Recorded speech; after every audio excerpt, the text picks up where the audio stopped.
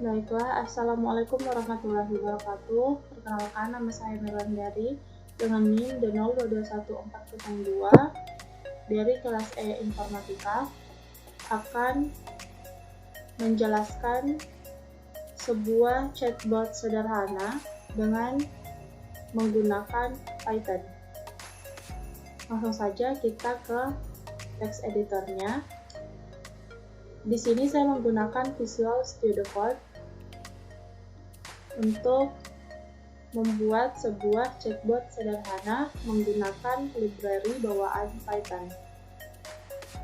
Ini adalah hasil codingan chatbot sederhana. Nah, selanjutnya di sini saya akan menjelaskan beberapa fungsi-fungsi yang saya gunakan di dalam membuat chatbot sederhana ini. Diawali dengan info random. Info random ini digunakan pada Python berfungsi untuk menghasilkan nilai acak secara random. Kemudian di sini kita melakukan sebuah pemanggilan di mana di Python sendiri cara memanggilnya itu menggunakan print. Kita print, halo, selamat datang di sistem chatbot, silahkan ajukan pertanyaan Anda. Kemudian di sini saya print lagi. Saya di sini memanggil sama dengan sebanyak 35 kali. Ini hanya untuk sebagai pembatas dari codingan saya. Oke, selanjutnya di sini saya akan menjelaskan program pertanyaan dan jawaban. Di mana di sini ada variabel respon. Di mana variabel respon ini adalah sebuah dictionary yang terdiri dari key dan value. Nah, untuk key-nya sendiri itu adalah pertanyaan-pertanyaan yang kita buat.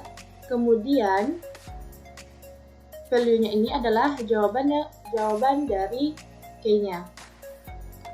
Nah, untuk itu yang saya buat ini ada 20 pertanyaan. Kemudian isi dari pertanyaannya atau value dari pertanyaan itu ada 5 jawaban secara random. Nah, diantaranya itu saya membuat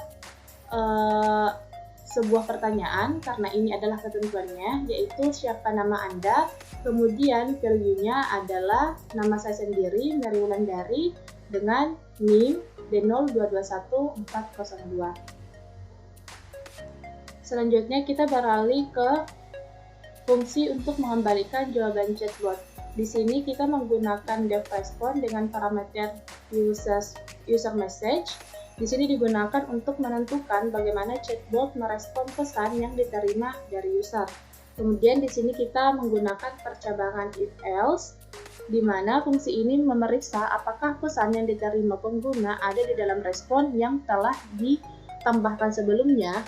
Jika ada, maka chatbot akan mengembalikan salah satu jawaban acak dari daftar jawaban yang terkait dengan pesan tersebut. Jika pesan tidak ditemukan di bagian else-nya ini, jika pesan tidak ditemukan dalam respon, maka yang akan dieksekusi adalah else-nya, di mana pesan di dalam else-nya itu, maaf, saya tidak mengerti pertanyaan Anda. Oke, selanjutnya kita beralih ke program loop programnya, di mana di sini kita menggunakan while true sebagai perulangannya. Di mana while true sendiri adalah sebuah loop tak terbatas yang akan terus berjalan selama kondisi yang diberikan selalu bernilai true atau benar. Dalam konteks chatbot, loop ini berfungsi untuk memungkinkan pengguna untuk terus mengajukan pertanyaan, dan chatbot akan terus memberikan respon hingga pengguna menghentikan program dengan menutup aplikasi. Selanjutnya saya akan merun hasil codingan ini. Caranya dengan klik kanan, terus run Python file, kemudian kita masukkan pertanyaan, misalnya hi. Nah, dia akan memberikan jawaban secara random. Assalamualaikum, kemudian kita masukkan lagi Waalaikumsalam, kita enter apa yang Anda butuhkan. Nah, begitupun seterusnya. Dan ketika kita mengetikkan exit di bagian sini,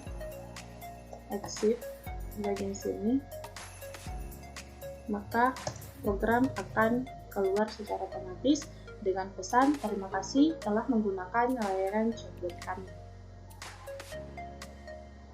Kita ulang sekali lagi. Saya akan menunjukkan jika pertanyaan yang saya masukkan tidak ada di dalam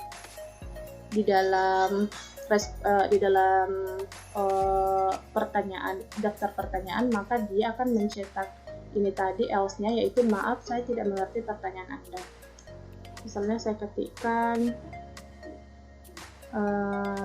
iya, ada apa? Nah, dia akan memberikan jawaban secara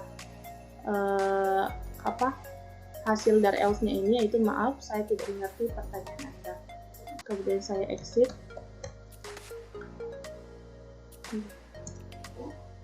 Maaf saya tidak mengerti pertanyaan Anda. Kemudian di sini saya exit.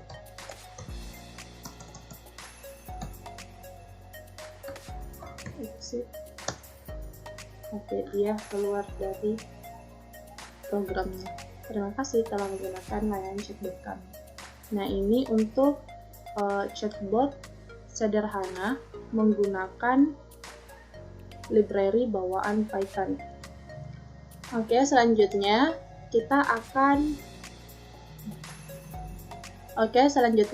saya akan menjelaskan chatbot sederhana dengan library Python Ravenstein. Tapi saya akan pindah text editor, di mana saya akan menggunakan Google Colab sebagai tempat percobaan chatbot sederhana dengan library Python Ravenstein. Oke, langsung saja. Nah, ini adalah Google Colab, di mana Google Colab saya berikan nama filenya yaitu chatbot. Sebelum dapat menggunakan library ini, kita akan menginstal sebuah Python Ravenstein. Cara installnya itu seperti ini. Kita akan ketikkan di sini pip install Python Ravenstein seperti ini. Oke, saya bikin ulang. Ini adalah percobaan saya sebelumnya, tapi kita akan install ulang. Pip install Python Ravenstein. Oke, kemudian kita run.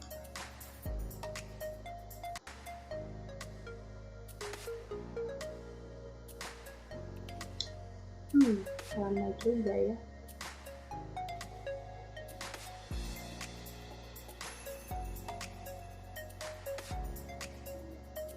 Oke, kita tunggu dulu.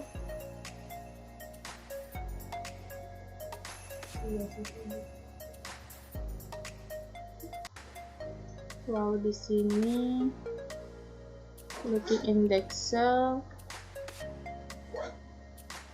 Ulang sekali lagi. Kita hapus. Ini kita hapus. Coba kita run ini. Oke, bisa.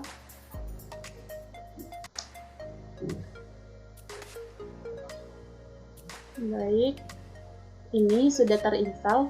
Jika tampilannya seperti ini berarti pip install Python Ravenstein di Google Colab kita sudah berhasil. Oke, selanjutnya saya akan menjelaskan kode program yang ada pada chatbot menggunakan library Python Ravenstein. Di sini ada dua yang diimpor, yaitu import random, kemudian import Levenstein.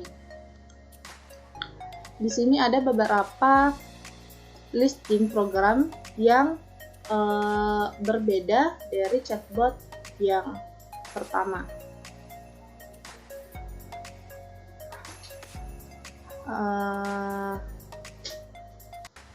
Perbedaannya yaitu di sini ada threshold sama dengan 1, itu sebagai ambang batas jarak. Kemudian fungsi untuk mengembalikan jawaban chatbot di sini kita menggunakan devRespond. Di dalam devRespond itu ada parameter user message, di mana kita di sini menggunakan sebuah perulangan for, di mana di dalam perulangan for ini kita ketikkan fungsi Levenstein distance, kemudian key-nya, kemudian kita panggil user message di dalam sini. Kemudian kita kembalikan pernyataan tersebut menggunakan tanda seperti ini, lebih kecil sama dengan, kemudian kita ketikkan di sini result. Kemudian ini programnya seperti yang bisa kita bandingkan dari program sebelumnya. Ini hanya menggunakan satu kondisi, tetapi di sini menggunakan sebuah perulangan for. Kemudian yang terakhir, di sini kita menggunakan sebuah perulangan. Di sini perulangannya yaitu while loop, di mana tadi untuk while loop sendiri di sini tidak ada perbedaan dari codingan sebelumnya. Oke, langsung saja kita coba untuk run. Kita masukkan sebuah pertanyaan. Hai. Maka dia akan menjawab iya, kemudian pertanyaan ada masalah apa hari ini? Nah, dan begitu seterusnya. Kemudian kita exit. Oke, berhasil teman-teman. Untuk penggunaan threshold ini sendiri, sebenarnya threshold ini berfungsi apabila si user atau pengguna salah menginputkan satu karakter, maka dia akan tetap memberikan jawaban yang sesuai, karena threshold ini memberikan respon yang tepat, karena dia itu memiliki jarak Levenstein maksimum 1 dengan input pengguna akan dipertimbangkan karena di dalam program kita menggunakan threshold sama dengan 1 seperti ini. Saya di sini akan memberikan contoh dari penggunaan threshold ini. Kita run ulang. Nah, di sini kita akan menulis secara typo, hai seperti ini, kemudian kita enter.